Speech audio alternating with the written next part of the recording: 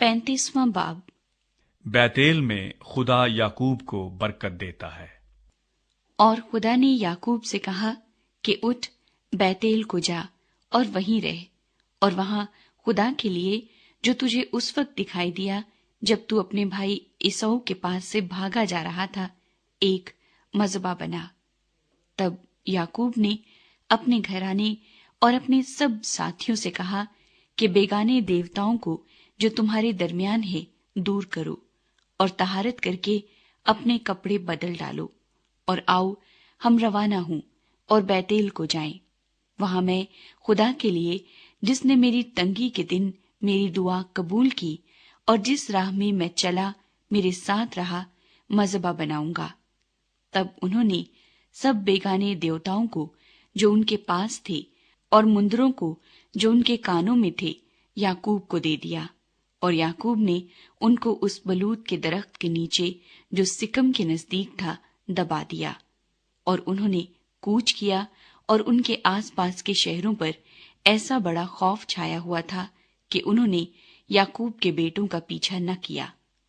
और याकूब उन सब लोगों समेत जो उसके साथ थे लूज पहुंचा।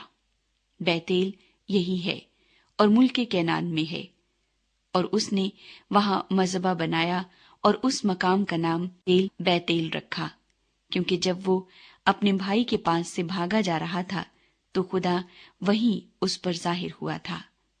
और रिबका की दाया दबूरा मर गई, और वो बैतेल की उतराई में बलूत के दरख्त के नीचे दफन हुई, और उस बलूत का नाम अलवन बकूत रखा गया।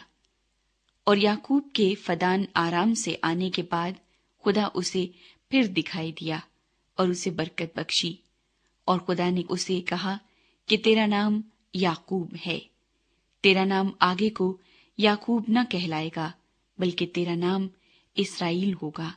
सो उसने उसका नाम इस्राएल रखा। फिर खुदा ने उसे कहा कि मैं खुदाए कादरे मुतलिक हूं, तू बरोमंद हो और बहुत हो जा। तुझसे एक कौम, बल्कि कौमों के जत्थे पैदा होंगे, और बादशाह तेरे सुल्ब से निकलेंगे। और ये मुल्क जो मैंने इब्राहिम और इसहाक को दिया है, सो तुझको दूंगा, और तेरे बाद तेरी नस्ल को भी यही मुल्क दूंगा। और खुदा जिस जगह उससे हम कलाम हुआ, वहीं से उसके पास से ऊपर चला गया। तब याकूब ने उस जगह जहां वो उससे हम कलाम हुआ, पत्थर का एक सतून खड़ा किया, और उस पर तपावन किया और तेल डाला। और याकूब ने उस मकाम का नाम जहां खुदा उससे हम कलाम हुआ, बैतेल रखा। राखिल की वफात। और वो बैतेल से चले, और इफरात थोड़ी ही दूर रह गया था कि राखिल के दर्द ज़ेह लगा और वज़ाए हमल में निहायत दिक्कत हुई। और जब वो सख्त दर्द में मुब्तला थी तो दाई ने उससे कहा, डर मत, अब के भी तेरे बेटा ही होगा। और यूं हुआ कि उसने मरते मरते उसका नाम बेनौनी रखा और मर गई, पर उसके बाप ने उसका नाम बिन्यामीन रखा।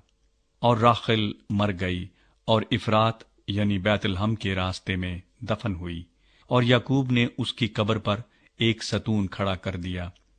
राखिल की कब्र का ये सतून आज तक मौजूद है। और इसराइल आगे बढ़ा और अदर के बुरज की परली तरफ अपना डेरा लगाया। याकूब के बेटे। और इसराइल के उस मुल्क में रहते हुए यूं हुआ कि रोबिन ने जाकर अपने बाप की हरम बिल्हा से मुबाशरत की, और इसराइल को ये मालूम हो गया। उस वक्त याकूब के 12 बेटे थे। लिया के बेटे ये थे, रोबिन याकूब का पहलौठा, और शमऊन और लावी और यहूदा और अशकार और जुबुलून। और राखिल के बेटे यूसुफ और बिन्यामीन थे। और राखिल की लौंडी बिल्हा के बेटे दान और नफ्ताली थे। और लिया की लौंडी जिल्फा के बेटे जद और आशिर थे।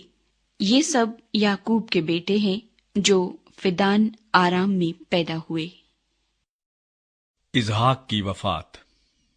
और याकूब ममरे में जो करीत अरबा यानी हबरून है, जहां अब्राहम और इजहाक ने डेरा किया था, अपने बाप اسحاق کے پاس آیا، اور اسحاق 180 برس کا ہوا۔